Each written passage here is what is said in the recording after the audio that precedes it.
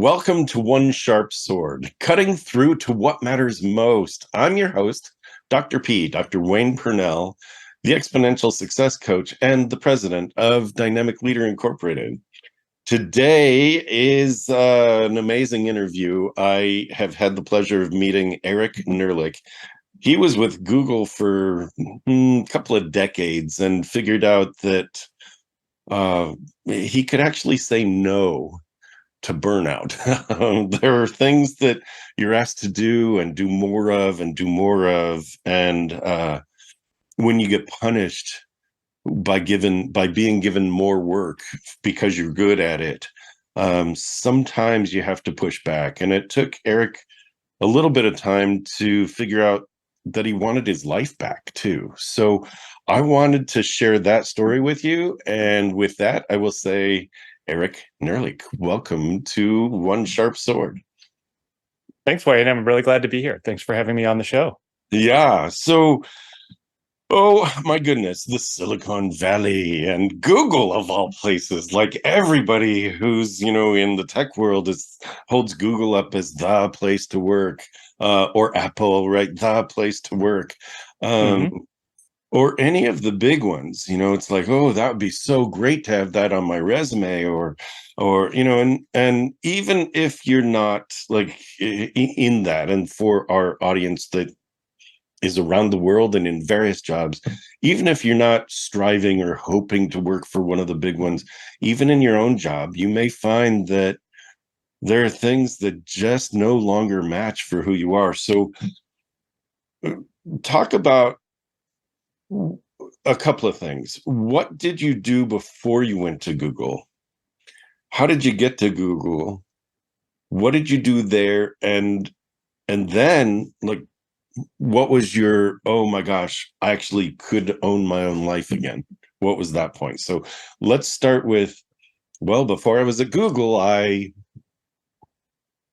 So before I was at Google, I started my career actually as a physics student. And so I was very much in the most quantitative and hard science of sciences, and believed that was where I was going to spend my life. It turned out that I didn't actually love physics enough to make it my career, as I eventually dropped out of grad school because I was like, wow, this is really hard. But fortunately, the other reason I dropped out was it was 1998. It was the dot-com era, and I knew how to program computers. So I was like, wait, you're going to pay me like that much money to work less and get paid a lot more? That seems like a good deal. I'm going to go do that. So I bounced around a bunch of startups for about 10 years, being a software engineer, and then moving a little bit into product. And enjoyed it. I loved working on hard problems with interesting people. But the pivotal point for me in that was being at a company that had an amazing engineering team, like this great technical team that did world-class kind of stuff nobody else in the world literally could do. And I loved it. It was like, I'm working with these great people. We're working on hard problems. This is amazing. The company raised $40 million. Everything's going great. And then we went bankrupt. I'm like, wait a second. What happened here? What did happen? Yeah. How's it on a lot of, in many companies, there's a lot of stuff that happens behind the scenes. But you're on a climb. You've got a cash infusion or something along those lines of $40 million, and then sudden bankruptcy. What happened? Well, the CEO spent a lot of it on boondoggle kind of stuff. So we moved into a new building, renovated it, spent like half of it on that. Coincidentally, the new office was right next to where he lived. Just coincidence, I'm sure.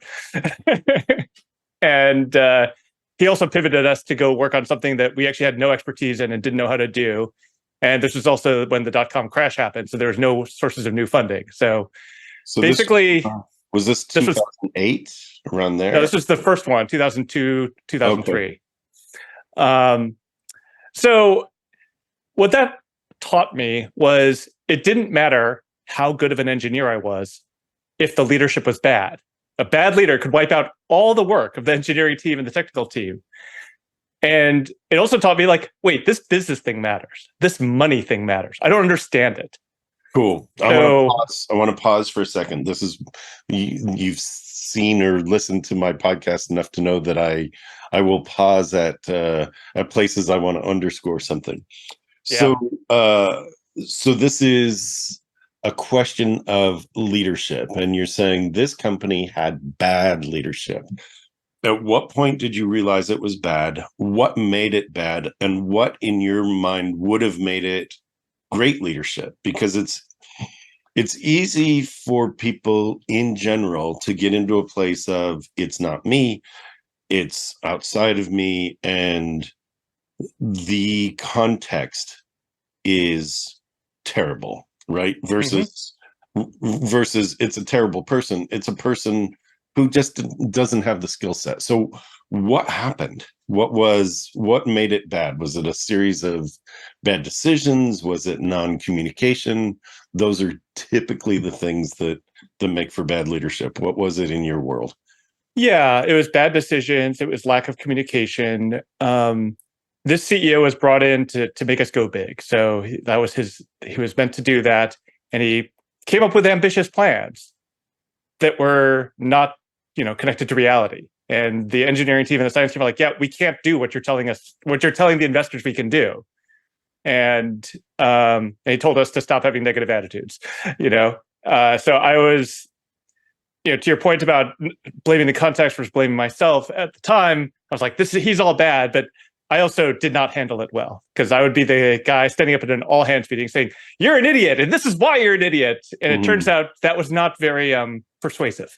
Non-productive, non-persuasive. Yeah. Ad hominem attacks very seldom are. And the reason I'm bringing it up is because we're at a place in the world where that's just not helpful. Right? We see it happening around the world, and we see it happening in areas that we're not even involved in, and we stand up and go, "Grr, you bad," and it's like, so what can you do instead? And I think that's important. So you had a reaction to the way he was doing his business and running the business. And what happened at that point? Because you said that was around 2003. Yeah. So, I mean, this was the company was spiraling downward in 2002, eventually went bankrupt in 2003. But yeah, it was a bad series of interactions. I literally got labeled the corner of negativity by the leadership team, because like, you're just always being negative. Why can't you be positive and get on board? I'm just like, because we can't do what you're saying to do. Like, we actually had a situation where we were going to ship what we were doing and give it to a partner. I'm like, it doesn't do what you're telling the partner it does. Like, you can't ship this. And they're like, no, it's fine. Don't worry about it. We'll figure it out. I'm like, no. And I wrote up my observations. I said, here is what's going to happen. Here's the concerns I have.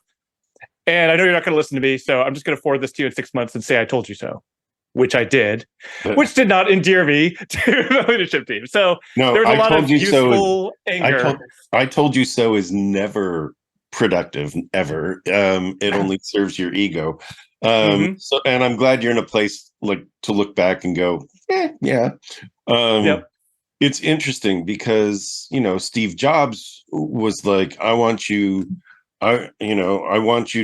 to create a thing that doesn't exist. And his engineering team was like, we don't know how to do that, which is different than what you were saying, which is what you're asking for actually can't be done. We don't know how we're going to figure it out is different than, what you're asking. It's almost like having a physics background and they're saying, okay, please design this thing that violates the laws of physics. Yeah. I mean, like, actually, literally, that's kind of what we were being asked. We were like, we had pushed things to the limits of what was physically possible. And he's like, you need to get another 2 orders of magnitude accuracy. I was like, yeah, there's just no way to do that. Like, we have done everything. Like, we went, at one point, this is very geeky, but there's the National Institute for Standards and Technology in Colorado. They're like the preeminent scientists in the country. And we sent a delegation there to say, okay, how do you do this thing? Because maybe you know something we don't. And our team came back, was like, yeah, we're 2 orders of magnitude better than what they're doing. So no, they're not going to be helpful. Like we're 100 times better than what NIST was doing in this area. We're like, uh-oh. You've surpassed the National Institute of Standards. That's awesome. Yeah, good. I mean, yeah. So from there, it was a pivot, right? And you shopped yourself out. You were like, I got to do something bigger, better. Well, so it was a pivot to realize I need to pay more attention to business and product, and that led me to a couple of years later going back to school at Columbia to get a master's in technology management, which is like an MBA for tech people. So that program was specifically designed to take tech people and give them the language of business and executives. And I'm working my way back to your original question of how I got to Google. So it's all good. This is great. At the one of my professors in that program was walking us through a P&L statement, and like, you got to understand this. This is what is the fundamental of a company. Company has to make money, it has to make a profit, and you have to understand it if you want to be an executive.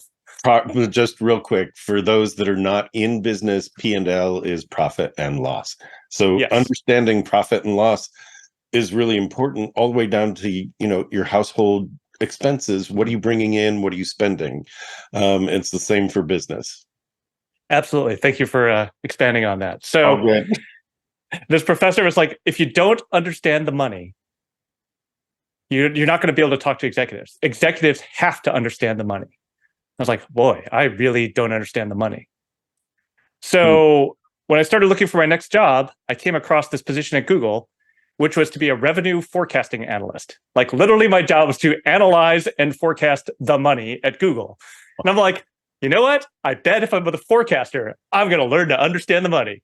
And I got hired, and I did that for 3 years. And boy, did I understand the money a lot better after that. Okay, so I want to pause here because this is huge. Just in terms of a life lesson, I think this is huge.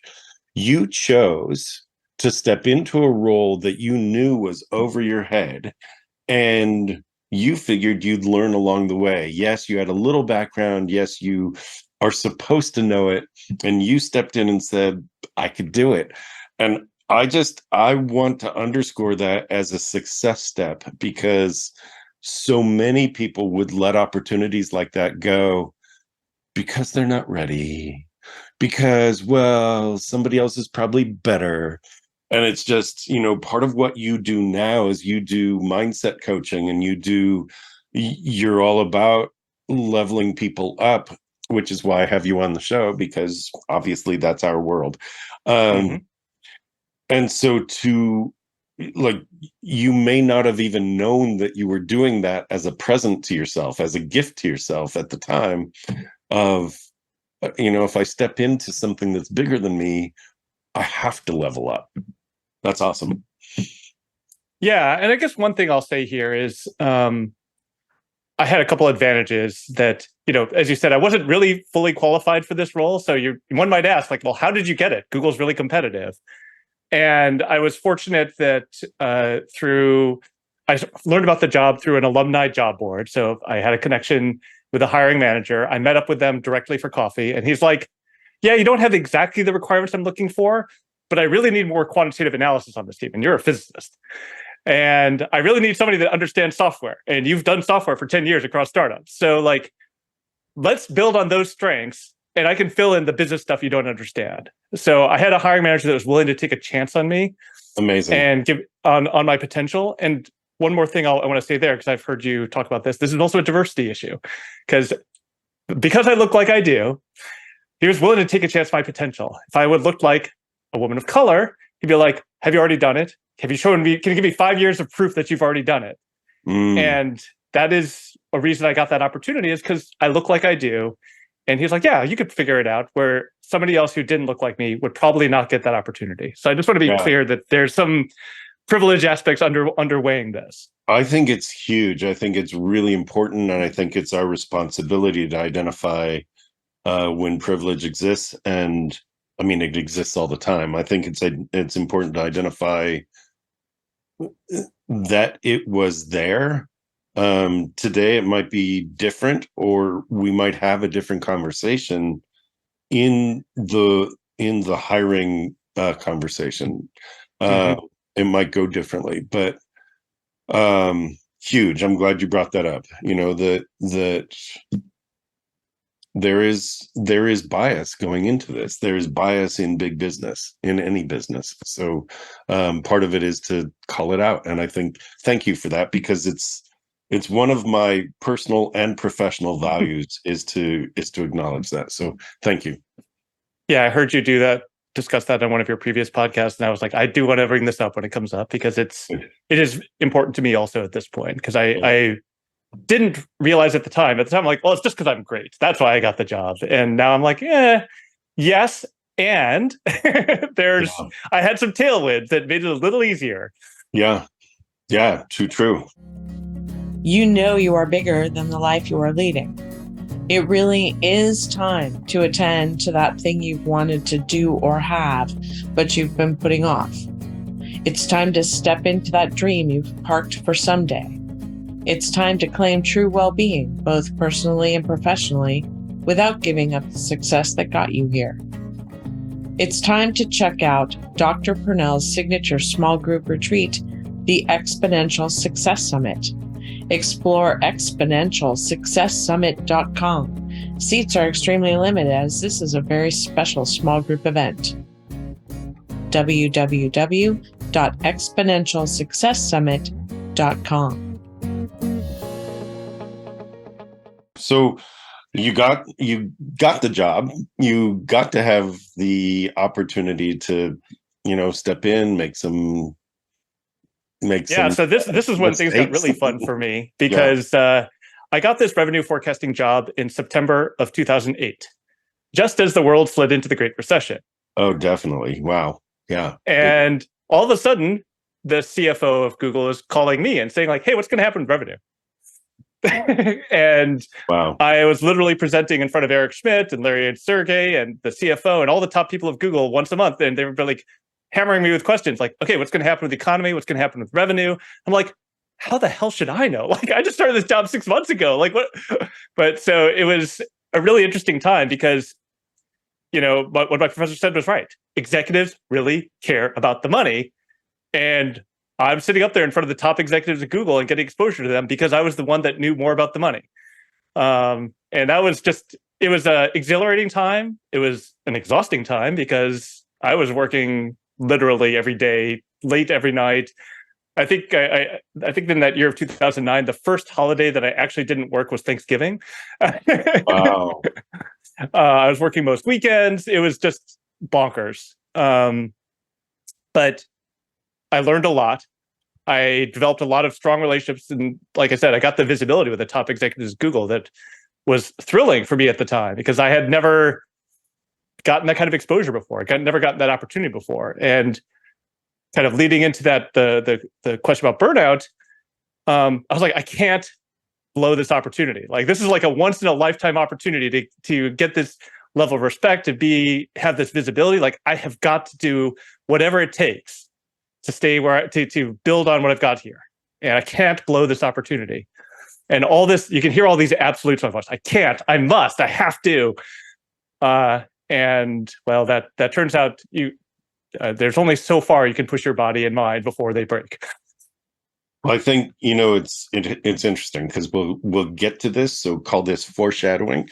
The ideas of can't, must, have to, those are the stories we tell ourselves based on the stories and rules that we assimilated early on in our youth, even prior to us understanding how the world worked. Like, we were given, well, you have to do this, you have to do that. And those become ethics, which they're not bad until they become oppressive. And you realize, oh, I can't do this, I have to do that, I must do this. Those are somebody else's words. And when you awaken to that, your life opens up. And I can't wait. Like, we're that far away from just being able to talk about that and what you're doing these days. This is great. So I can't, I must, I have to. All that must have piled up on you. And It's at the point you go, no thanks. Well, I mean, it did pile up on me. A couple of years later, I'm working 8 a.m. to midnight, literally every day. Like, I mean, I would occasionally take, Saturday afternoon off. It was my joke. And it was like working 100+ hour weeks and still not able to keep up with everything being asked of me. And this gets to something you mentioned in the intro of like, I've been a high performer my whole life. I'm the kind of person that you're like, give me a bar and I'm going to exceed it. And on my previous jobs, I would, start doing my job. I would learn how to do it. I would do it well. And then I would kind of coast along for a little bit, get bored, and move on to the next job. At Google, I would learn how to do the job and start to feel like I got it under control and be like, oh, great. You've got that figured out? Here's some other stuff to do. Oh, wow. You have that? Why don't you take on this too? Hey, you've got that too? Why don't you take on this? And so the thing I had never learned in my entire life was how to say no, how to set a boundary. And that's what I had to learn. Well, I didn't learn it, but I was just kept on saying, yes, I can do that. Yes. Oh, sure. I'm honored you're asking me. Let me give me more. I guess here's one point I'll add in here is part of the reason I did this is I'd been, my previous job before Google, I had been fired. So I'd had the experience of not getting along well with the CEO and founder of the previous company. And therefore got forced out and he didn't value me. And I'm like, Google values me. I have to keep it. I can't mess this up. I must lean in and do everything they ask of me. I'm not going to get fired again. So fast forward 3 years. It's like fall of 2011. I'm still keeping this pace. Haven't done anything except work for basically 3 years. I've lost track of my friends. I don't do anything outside of work. It's just work all the time. I look terrible. I have pictures of me from that era. I'm like, I've put on an extra 20 pounds of fat because I've been just living on soda and snacks in the micro kitchens at Google. And it was not a great situation, but I still couldn't let go of taking on more because at that point I was trying to get promoted and I'm like, I have to get the promotion and show I belong here. So my manager's like, oh, well, if you want to get promoted, do this. And I'm like, yes, give it to me. Until Christmas of 2011, when I finally hit it was a holiday break. I had the week off. I was going to go visit my family, spend time with my parents, and my body just said, "You're done." And I had 103-degree fever, and I was sick in bed for a week. And I'm not usually the kind of person that gets sick. I have a pretty strong immune system, so I had run myself down to the point where I literally couldn't get out of bed for a week. And while lying in bed that week was when I had this reckoning that you're talking about of like, what am I doing? I'm sacrificing my family, my friends, myself, my body for this promotion. What is it worth it? Like, why do I even want this promotion? What is going on here? Yeah. And that's when I first kind of questioned some of these rules, as you said, these things, these impositions that I'd taken on and said, this is the way the world is. And it's like, is it? Yeah, good question. It's really important. I want to pause again and I want to highlight something. You said that you were a high performer all your life. And I want to make sure that our listening audience gets that there's a difference between high performance and going so hard that you burn yourself out. Because high performance includes rest. High performance includes rejuvenation, taking time off to actually keep you in high performance. You can't go. It's like driving your car and driving your car and driving your car. And at some point, you'll decide that it might need some oil. You might want to, but no, you're so busy driving that even as the engine overheats from not having the lubricant it needs, right? It's like, oh no, we're going. And sometimes it's interesting, there are great stories about exactly what you reported. When given the time off, some people get heart attacks. You were lucky in that you got 103 fever, which left you going, is this worth it? And I want to call attention also to this thing we all went through called a pandemic. You might have been there for it. It's interesting because we all got the opportunity during the pandemic to go, what are my values? Like, I can't live life the way I used to. That's imposed around the world, not just, I think we make the mistake in the United States of thinking that we're it. And so it became a political issue, right? It's like, no, it was a pandemic around the world. And it's like, so what do we value if I can't go out? If these four walls are all I'm going to be seeing, what really matters to me? And in 2011, that was 12 years ago, you were faced with, you get a choice. Dear Eric, you get a choice. And it's funny because your book is called You Have a Choice. So maybe that was it. Dear Eric, right? That came through. You have a choice. And we'll talk about your book in a little bit too. Was that your awakening? The fever, I burned myself out. Kind of it. That was it was my epiphany of sorts, of realizing, I have a choice. I get a choice. And the choice I had, which I had never faced before, was like, the rule in my head was, I must do whatever my manager asks of me. I must. And I just did it until I was lying sick in bed. And I realized I could modify the rule, which was like, I didn't realize it until then. And it was like, I must do whatever my manager asks of me, unless I accept the consequences of not doing so. That was the moment. And I went in and I made that choice. So my first one-on-one in January, I went to a manager and said, this is too much. I can't do this anymore. I will not do this anymore. And she looked at me and was like, well, if you can't handle the work, say goodbye to that promotion. Like, I understand. If you can't handle the work, I'm going to give it to somebody who can do it. Like, you do what you need to do. So she did.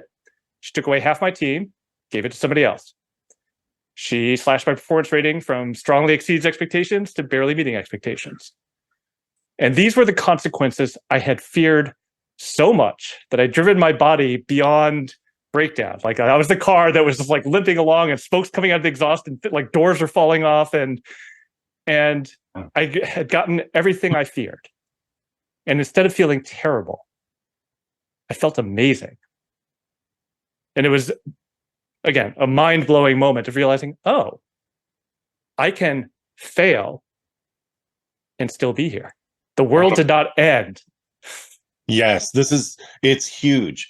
This piece is huge. And really what you've said is the biggest thing I feared. My identity is going to shift from being seen as, not that I am, but being seen as this top performer, this go-getter, this, whatever it was you built up. My identity is going to shift from being seen as that to being seen as this horrible non-performer. And you were most afraid of the optics on it, how you would be perceived.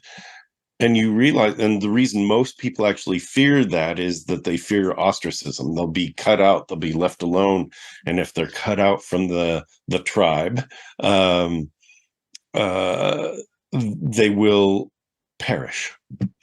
And the truth Absolutely. Right? The truth is that you went, oh, like there are consequences, but I think I just got my life back. Right? You woke up. So describe that a little bit. Yeah, I just want to build on something you just said about being Please. Ostracized. And there's the executive coach, Jerry Colonna, often says our emotional needs boil down to love, safety, and belonging.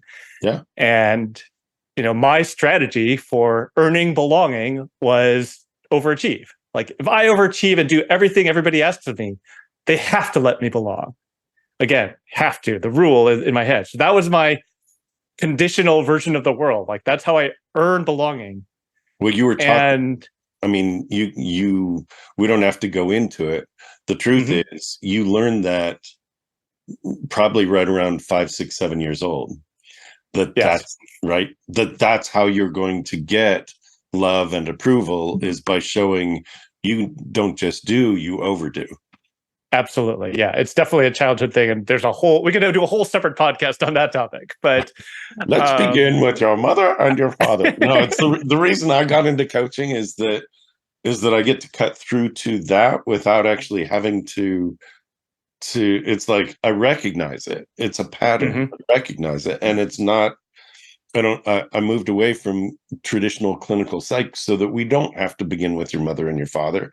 That kind of story, it exists for a lot of people, most people, maybe 100% of people, because we take on rules that we learn from authority early on and apply it.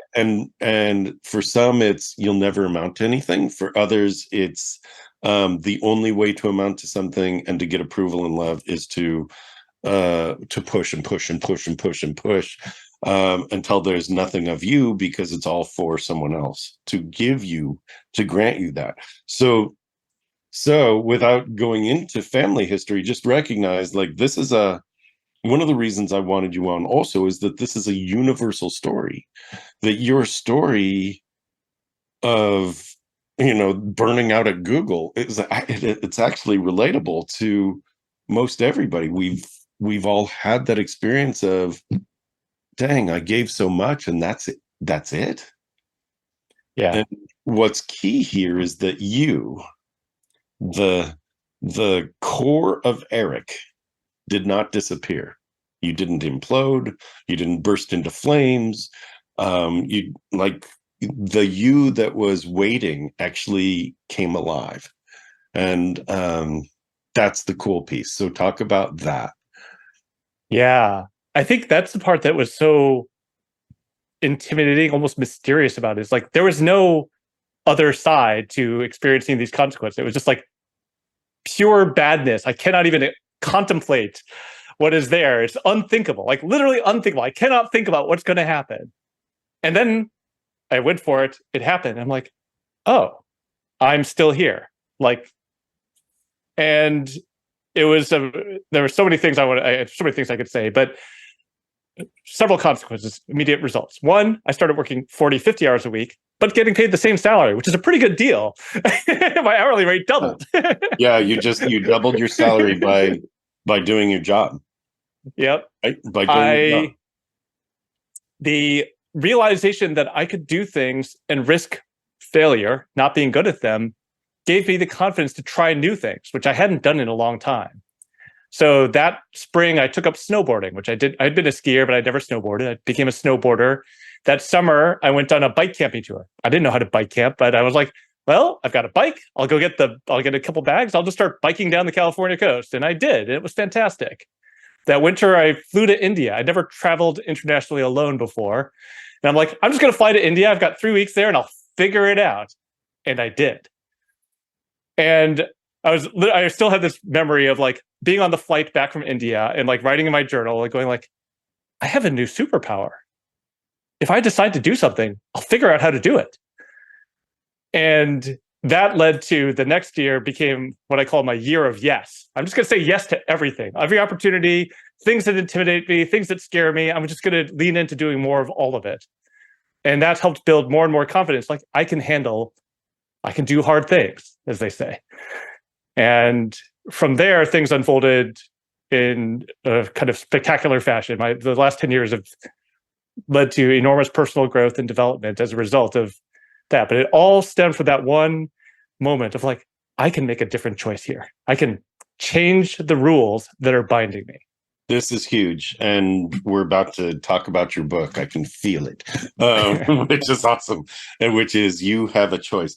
I really want to underscore, I'll figure it out as your mantra almost. It's like, I've never done this. I'll figure it out. I would love to just highlight that as, for those watching, for those listening, write that down and put it somewhere where you can see it every day, because you have that superpower too. And that is the key. That two things: you have a choice, and choices always have consequences. And two, no matter what the consequence, you'll figure it out. You've gotten past some hard things in your past before, you'll figure it out. And so I wanted to just take a moment to put that back in front of every single audience member, each of you listening and watching. It's like, you get a choice and you are strong enough to figure it out. And the parentheses behind I'll figure it out is this: you don't have to do that alone. Right? That it's not like, oh, I'll figure it out. I'm figuring it out on my own. It's like, no, I'll figure it out. I've got resources. I've got resources in people around me. I've got resources in using the internet. So, big stuff. I mean, that's huge. So you took this experience and you took the opportunity to go to India, and it's like, oh, I'm just going to go to a country around the world that I've never been to for 3 weeks. Fantastic. Like, that's, how amazing is that? Because you get to immerse yourself in a different culture. You get to break all the rules that you were living by, and just kind of figure it out. So talk about that a little bit. Yeah. I guess, yeah, there's I originally we'd planned to go with somebody else, and then they dropped out. And then I was like, I think I'm just going to go anyway. And like I said, figure it out. And I had a hotel booked for the first couple of nights, and I had a Lonely Planet that I brought out on the airplane. And I'm like, we're just going to go from there. And it was fantastic. I could just wake up and say, like, where do I want to go today? And there's speaking to the theme of you'll figure it out, there was one moment where I was a little panicked because I had gotten to a town and I needed to get back to Delhi to catch my flight back to the US. And there were no buses or trains available. Like, everything was booked out. It was Christmas week and everything was booked out. And I'm like, crap, what do I do? Like, how do I get back to my flight? I'm going to be trapped in India forever. And went to the hotel and they're like, yeah, just go hire a car. Like, oh, go down the street. There's a car service. You pay them $100. They drive you to Delhi. I was like, oh, okay. That wasn't so hard. Right. Again, resources that are available to you. And you might not know what's available unless you ask. So that was great. Yeah. And I want to go back to something you said about you'll figure it out part. I mean, one thing that stops people from trying new things is they think they have to do the huge thing first. Like, I'm going to go change my life. I'm going to go across the world to India. And that doesn't have to be that way. So we haven't gotten to this yet, but I now work as an executive coach. I help people get unstuck when they feel stuck in their own head with these mindsets and these rules. And what I often, the framework I offer them, because of my training in physics, is let's do an experiment.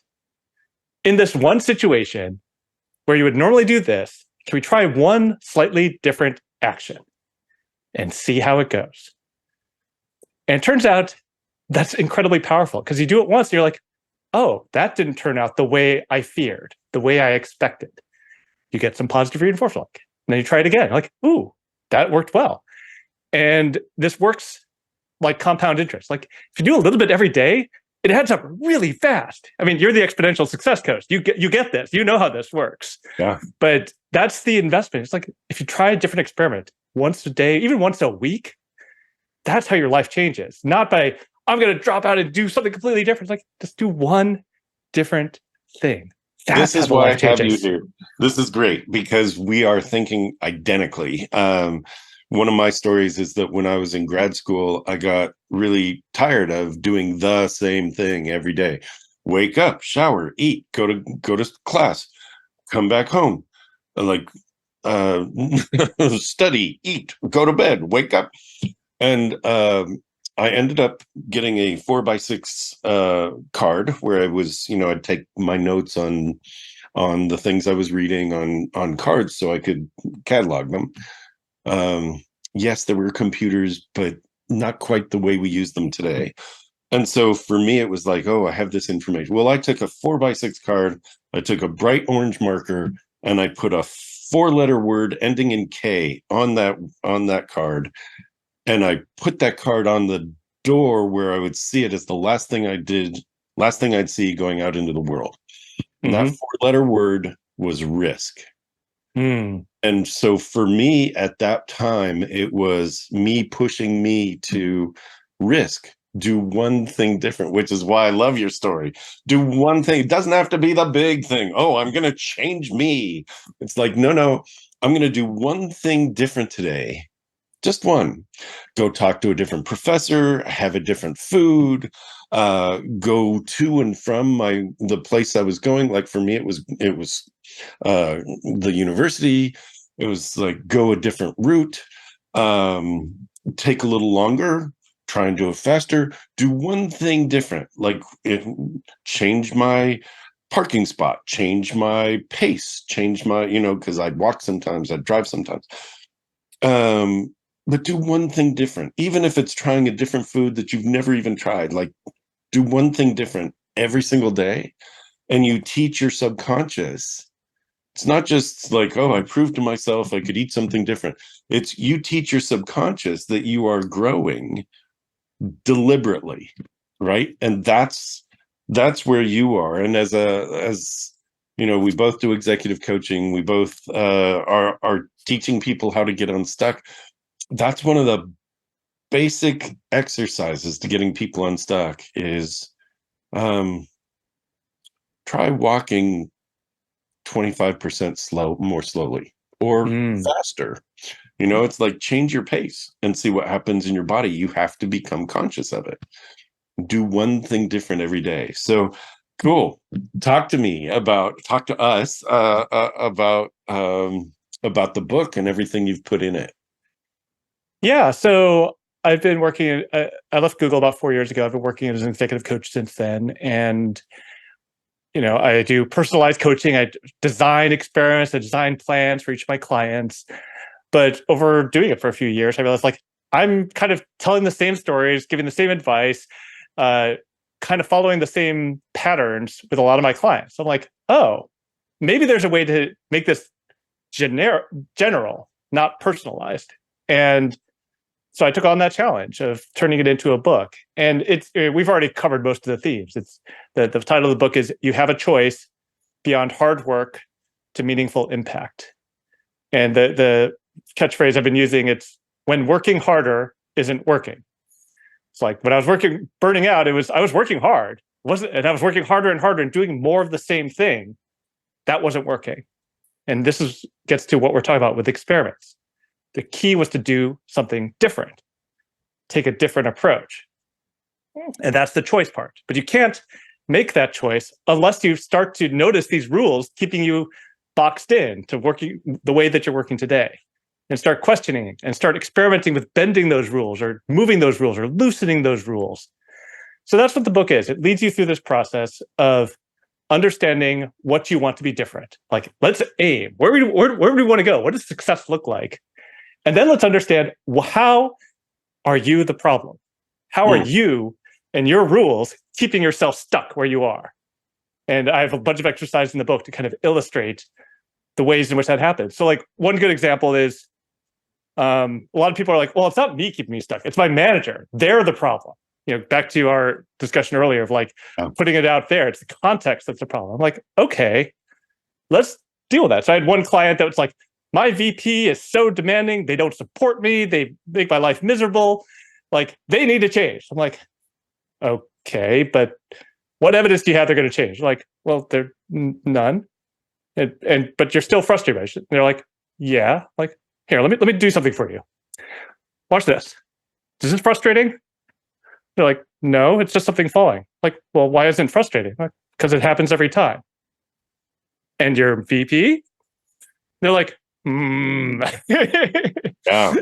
It's not the VP. I mean, yes, the VP was a problem, but the bigger problem was that my client expected the VP to change and was frustrated and angry every time.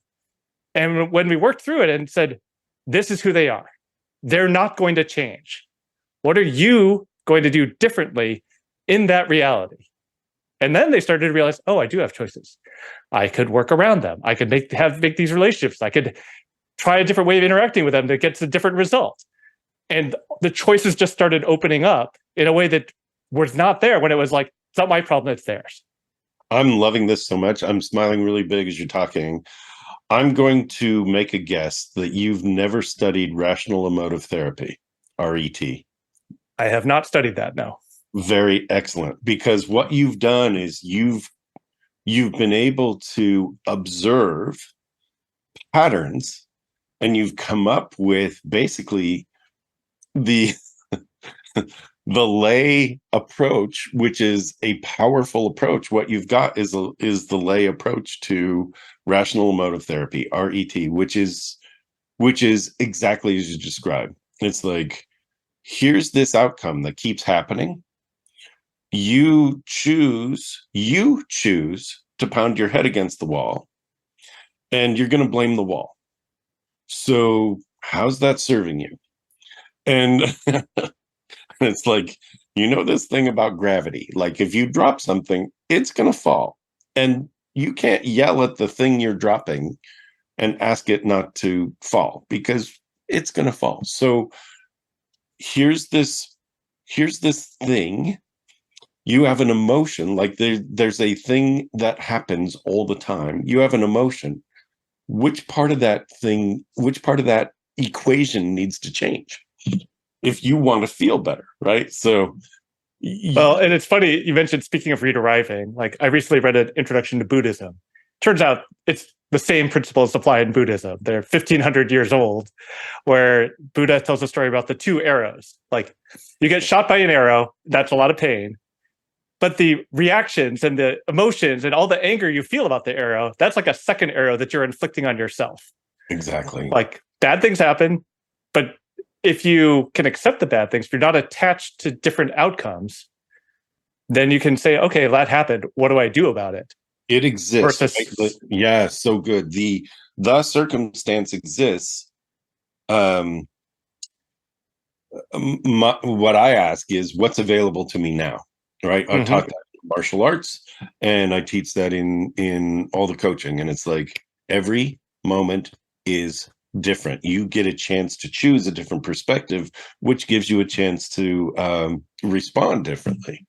So for you, I mean, talk more about your book, because I went on my little, this is so important to me, and I want to know about your book. I want to know more about where you enter with it, where you take the reader, and what's the reader come away with? Yeah, the themes of the book are things we've been talking about. The two principles I use throughout the book are, how are you the problem? Like, what are the rules you're putting on yourself to keep yourself in this situation? That doesn't mean you're the only problem. We've already talked about privilege. We've talked about diversity, and like, there are ways in which, I do not have similar problems than somebody that's a Black woman, let's say. And so that's something that was very important to me to recognize. I actually have little privilege check sections throughout the book saying, like, here's how I did it, and here's why it will not work for everybody. But secondly, after how are you the problem, then the title of the book, you have a choice. If your actions are the ones keeping you stuck, what will you choose to do differently? So the structure of the book is, we first look at the rules keeping you stuck.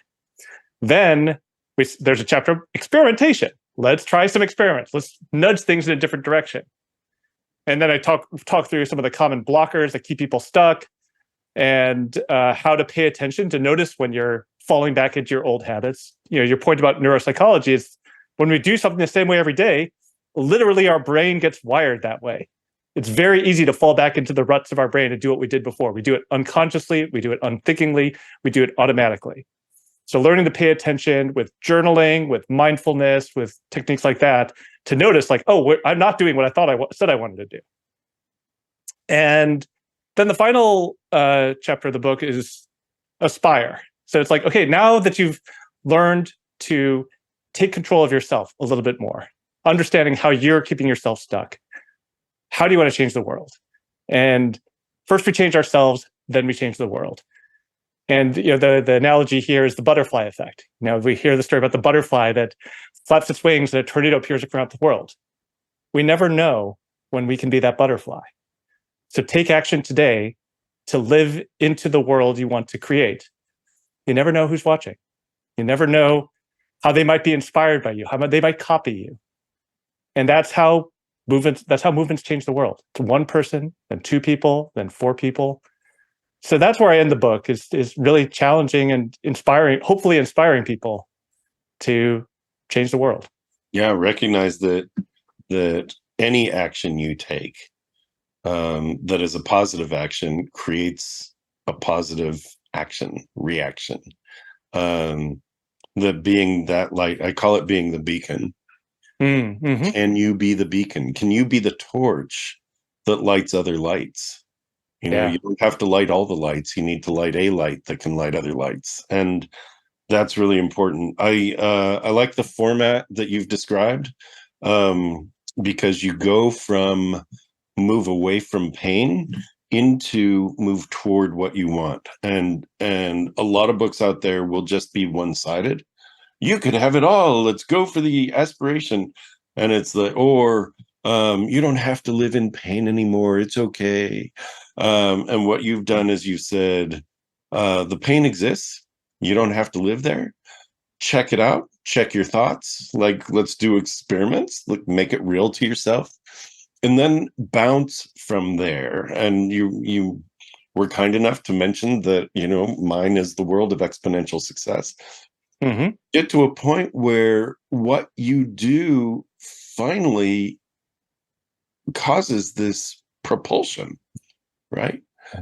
The way I like to explain it is that the difference can be a degree of difference. You lay down all these degrees.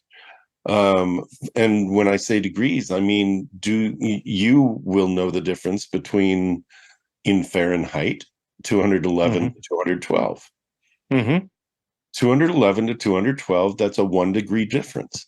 211 to 212 is the difference from hot water to boiling, right? At 212, it's the boiling point. So it's still just 1 degree of difference. And so what you're describing in your book is, pay attention to where it hurts, let go of that, experiment with what doesn't. Even if it does, it might be a stretch. And then step into, what do you really want to do? What do you really want to be? You Have a Choice is the name of the book.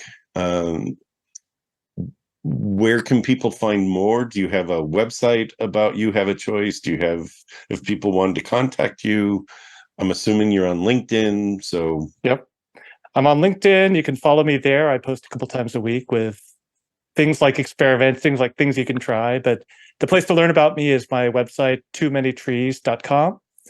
And there's a link from there to the book, toomanytrees.com/book. And you can go there. The Too Many Trees is a reference to the saying, you can't see the forest for the trees. Like, hard to see the big picture when you're like, there's trees everywhere and I can't see it. And one of the things I try to do with my clients is help them get out of the trees and see the big picture, see the forest, and map out where they're going to go. Again, this inspiration, this aspiration of, here's what I want to do. Here's how I want to be different. And then let's look at how to get there. That's great. It's toomanytrees.com, and it's not about deforestation. It's about perspective and perception. So yes. Toomanytrees.com. Eric Nehrlich, or Nehrlich, Nehrlich, Eric. So it's a German last name, but not a German spelling of your first name. Ericnehrlich. If you wanted to find him on LinkedIn or the other socials.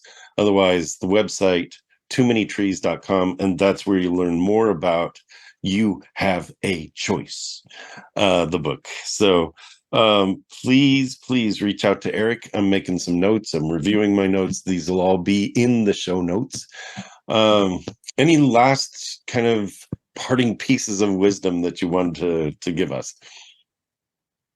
Well, first of all, I want to thank you for having me on the show. I've really enjoyed this conversation. It's wonderful to find a like-minded soul and just geek out in this way. So thanks for the conversation. I really appreciate it. Pleasure. And I think the parting wisdom is, it doesn't have to be this way. You feel stuck. You feel like nothing can possibly change. You're like, oh, if I change anything, the whole thing's going to fall apart. Like, it's like this whole tower of blocks is going to just fall apart if I change one thing. And so I can't change anything. And I just want you to believe you can try one tiny experiment, like even as small as what you suggested, like walk 25% slower today, take a different route to work, and recognize you have that power to change your next action. And if you believe that and you try it out and you realize you have that power, the whole world will change. I lived it. Sounds like you've lived it. And I want you, the listener, to live it. Beautiful. Beautiful.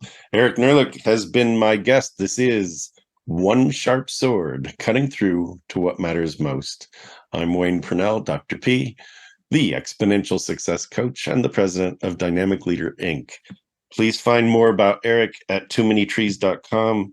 And after that, we'll see you here next time. Eric, thanks again for being here.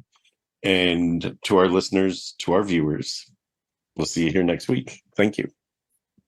Thanks, Wayne.